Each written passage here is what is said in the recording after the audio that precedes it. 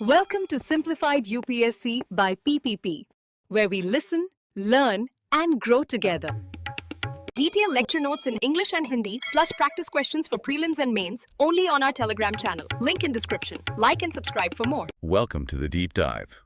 Our mission is to take your toughest source material, and today, that's the foundational NCERT Class 11 biology curriculum, and really pull out every high-value insight, especially for your exam success. We're going deep into Chapter 15 today, plant growth and development. But we aren't just, stopping at the textbook. We are going to anchor every single concept directly to what exams like the UPSC demand, using actual previous year questions to guide us. And before we jump into all of that, we really want to start with a sincere, heartfelt thank you. Yes, absolutely. To every single one of you who has already subscribed, who hits that like button, who shares this content, and especially to those who have joined our paid membership community. You are the reason we can do this. Honestly, your support is vital. It lets us produce these really detailed, critical deep dives. So if you're getting value from this, please take a quick second to subscribe, like the video, and share your comments. It helps us know what to focus on. And if you're able, please do consider joining that membership community. It makes all this complex work possible.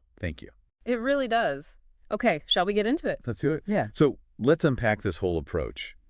If you're studying for these major exams, you know it's not about memorizing one subject in a bubble, right? Yeah, at all. It's all about seeing the connections. You have to know the plant biology, of course, but you also have to understand how that plant interacts with its entire world, the geology, the geography, the chemistry. And what's so fascinating is how the exams are structured to force that integration. Being well-informed means you can connect the dots instantly. So we're going to do some quick hits on that. We'll look at some PYQ facts from oceanography, even geology, and then pivot right back to, how these big forces affect what's happening inside a single root tip. Sounds like a plan. Okay, so let's start with a direct biological connection. One that really shows why the fundamentals matter. I'm thinking about bio-fertilizers. Yes. You see questions about organisms used for that, like nostoc or spirogyra. And that is such a critical piece of applied biology. Nostoc, for instance, is a cyanobacterium, what we used to call blue-green algae. And its whole purpose, or its superpower, is nitrogen fixation. Exactly. It literally pulls nitrogen from the atmosphere and converts it into a form the soil can actually use. It does this in these special thick-walled cells called heterocysts. So it's like a natural engine for growth. It is. I mean, you might see agaricus, a fungus, listed in options, but the nitrogen fixers, like nostoc, they highlight this core concept that biological elements are what control the availability of key nutrients. And nutrient availability is the perfect bridge to all those external factors. I mean, a plant can only grow as well as its environment allows. So the PYQs then demand we know about how those resources are distributed, which gets us into geology. It does. I mean, think about some of those statements you have to evaluate. Things like, is it true that the Darwars are famous for petroleum? Which they're not. They're not. Or, confirming that mica is abundant in Kodarma. Or whether natural gas is found in Gondwana beds. And you might think, why does this matter in a biology deep dive? But it's about the constraints, right? The minerals from Kodarma, the energy from the Gondwana beds. That's the macro-level environment. We're zooming out from the micronutrient to the macro resource. And this broad view even pulls in the physical geography of the oceans. There's that classic exam fact about the best fishing grounds. Oh, yeah. They're found where warm and cold oceanic currents meet. And that's not just a random fact. No, it demonstrates a core biological principle. The mixing of those currents brings nutrients up from the deep ocean floor. That fuels the phytoplankton, which supports the entire food web. It's a huge geographical mechanism creating the perfect conditions for for growth and development. Okay, and let's bring it right back down to something simple. Keeping your fruit fresh.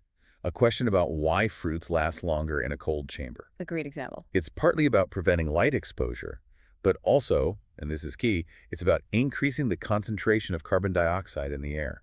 And that co-urose acts as an artificial inhibitor. It slows down respiration, which slows down the natural aging and ripening. So that intentional suppression of a biological process is exactly what Chapter 15 is all about, controlling development. That is a perfect pivot point. So if external things like co-urose and temperature control the pace of life, what's happening inside? What are the internal mechanisms? Let's get into the core definitions. Plant growth and its phases. Okay, so for exam purposes, we need a really crisp definition. Growth is an irreversible, That's the first key word. Irreversible. An irreversible, permanent increase in the size of a living organism, and it's mainly because of an increase in the amount of protoplasm. Irreversible and more protoplasm. Got it. And it's measurable, right? I mean, it's not just about getting taller. Absolutely not. You express growth in different ways. For a pollen tube, you'd measure the increase in its length. Yep. But for something flat, like a dorsiventral leaf, you'd be looking at the increase in surface area. The method changes, but the principal quantifiable irreversible change, that stays the same. So if we zoom in on a growing zone, like the tip of a root, we can actually see the different phases of growth happening. You can. You can clearly see the three fundamental phases: meristematic, elongation, and maturation. Let's take them one by one. The meristematic phase. That's right at the very tip. Think of it as the factory floor. The cells are small, they have thin walls, they're packed with protoplasm, and they are just constantly dividing, mitosis, over and over. And once those new cells are made, they move out of that zone and enter the elongation phase. What's changing there? This is where the plant gets its size. In the elongation phase, those brand new cells just expand dramatically. Wow. It's mainly due to water. They form these large central vacuoles that suck in water, which pushes the cell wall outwards. It creates turgor pressure, so it's really a kind of mechanical growth driven by hydration. And then finally, they become what they're meant to be, the maturation phase. Right, and maturation is all about differentiation. These enlarged cells now take on their final specific structure and size. So they become specialized. Exactly. They might become xylem for conducting water, or structural cells for support, or photosynthetic cells. That specialization is the essence of development, which is really just the sum of growth plus differentiation. Okay, so what is guiding this whole process? What are the chemical signals telling a cell to divide, then to get bigger, and then to become, say, a xylem cell? That has to be the plant growth regulators, the PGRs. That's them. The PGRs are the intrinsic chemical factors, sometimes called phytohormones, that control everything. And what's remarkable is just how potent they are. They work in tiny, tiny concentrations. And you mentioned earlier their discoveries were sort of full of accidents. Riddled with them. Wonderful chance observations led to all 5 major groups: Auxins, Gibberellins, Cytokinins, Ethylene, and Abscisic acid. So let's break them down by what they do. You basically have the accelerators and the brakes. That's a great way to put it.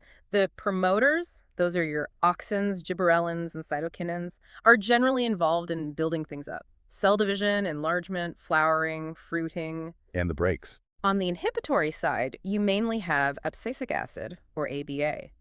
It handles things like dormancy and stress responses. And what about ethylene? The gas. Ethylene is the tricky one. It's usually grouped with the inhibitors because it has a huge role in aging and senescence. But it has some other roles too, so it kind of fits in both categories. Let's look closer at those promoters, starting with auxins. The discovery story here is just foundational biology.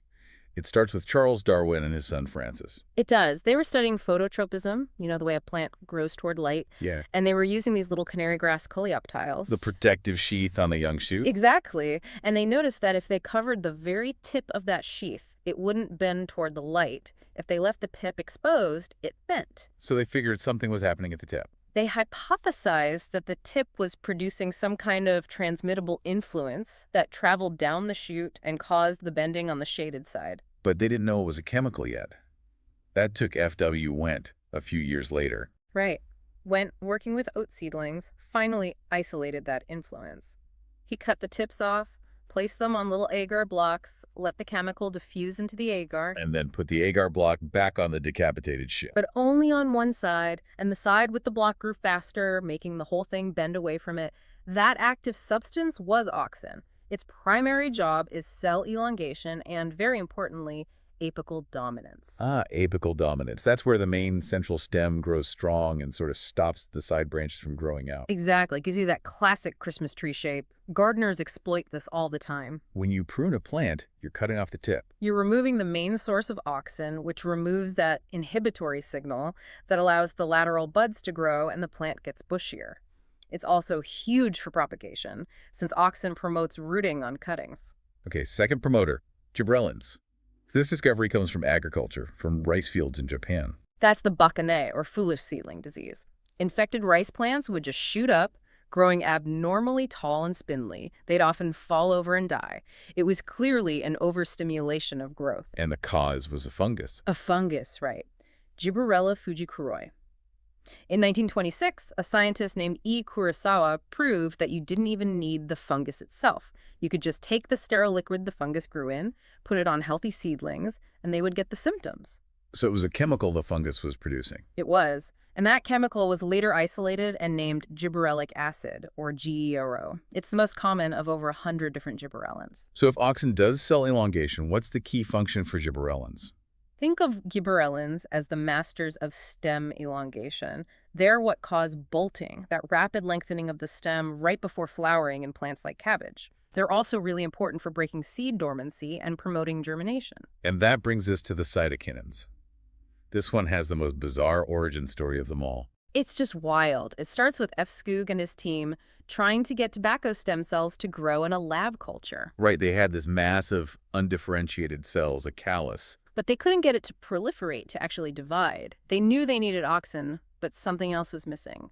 They tried adding all sorts of things and found that extracts of coconut milk or yeast seemed to work. So they knew a chemical for cell division for cytokinesis existed. But the breakthrough came from a really weird source. An incredibly weird source. Miller and his team in 1955 finally crystallized the active compound, which they called kinetin, from autoclaved herring sperm DNA. This sounds made up. It does. Now, kinetin itself isn't found in plants, but it proved the concept. The search then led to finding natural cytokinins, like zatin, which you find in corn kernels and coconut milk. And the main job of these natural cytokinins. Their number one job is promoting cell division. They also work against auxin to overcome apical dominance, promoting lateral bud growth, and commercially, they're important because they delay aging, or senescence, in leaves. Okay, let's switch gears to the breaks, starting with ethylene, the gaseous one.